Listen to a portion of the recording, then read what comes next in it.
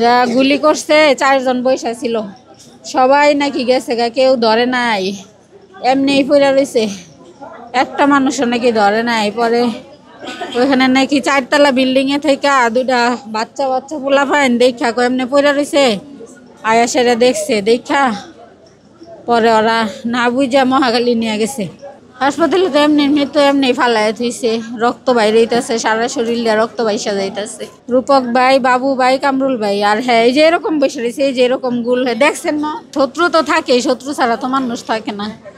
এমনি যে মাইরা থেকে যাইব এরকম শত্রুর কথা কোনোদিনও বলে নাই যে ওনার এমন অবস্থা করবো, জানি না। না না, কোনো ঘটনা হয় নাই কোনোদিনও।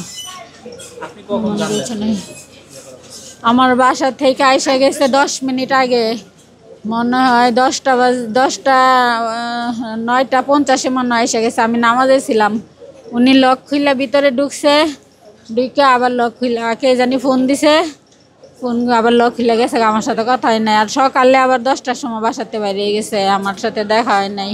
উনি ইন্টারনেটের ব্যবসা করতো। আর গুলশান থানার যুগ্ম আহ্বায়ক। 8টা বাজে উঠা নামাজ পড়ে সকালে শুইছে, আবার 8টা বাজে উঠা বলছে আমার তাড়াতাড়ি নাস্তা দেও, আমার বাইরে কাজ আছে, যাইতে হইব। এই যে কাজে গেছে আর আসে নাই। আমি কিচ্ছু মনে করি নাই, কাউরে আমি মনে করতে পারতেছি না। কে আপনারা বাইর করেন খুঁজে, আপনারা বিচার করেন। কয়দিন ভালোই তো ছিল অবস্থা, সকালবেলা হয়তো আমার সাথে কথা বইলা গেল, আমার নাস্তা দেও, আমি তাড়াতাড়ি বাইরে যাইতে হইব। আমি পরোটা দিছি, একটা পরোটা খাইয়া গেল গা। দুপুরবেলা আমারে কইলো তুমি ভাত খাও, আমি বাইরে ভাত খাইছি। না না, ইন্টারনেট ব্যবসা তো লাইসেন্স করে লইছে, এটা তো কোনো কারো কাছ দলীয় ব্যবসা না। 2018 সালের থেকে সন্দেহ কারেও নাম দেই নাই, চিনি না কারে দিব, কেউই তো চিনি না। সবাই আসছিল, যারা যারা আছে গুলশানের সবাই বলছে বিচার করব, আপনারা বাইর করেন, খুঁজা তদন্ত করে বাইর করেন, বিচার করেন।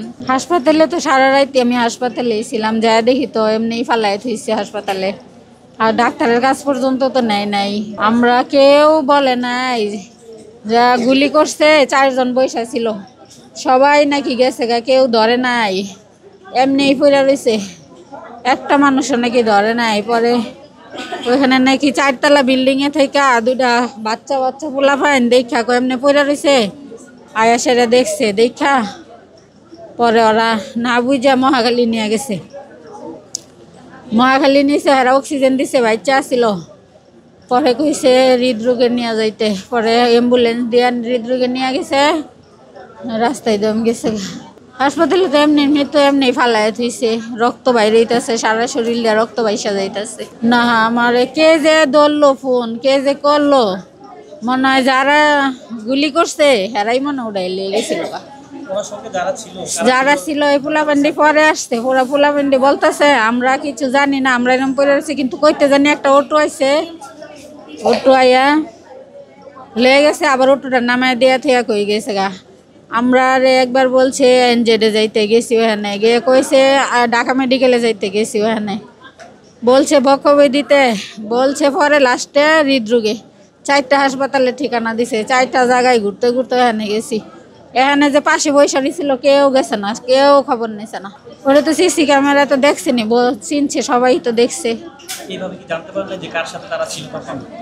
হ্যাঁ, ওই যে আসছিল তো রূপক ভাই, বাবু ভাই, কামরুল ভাই। আর হ্যাঁ, এই যে এরকম বসে রয়েছে, এই যে এরকম গুল দেখছেন না, দেখছেন না, এই তো বসে রয়েছে।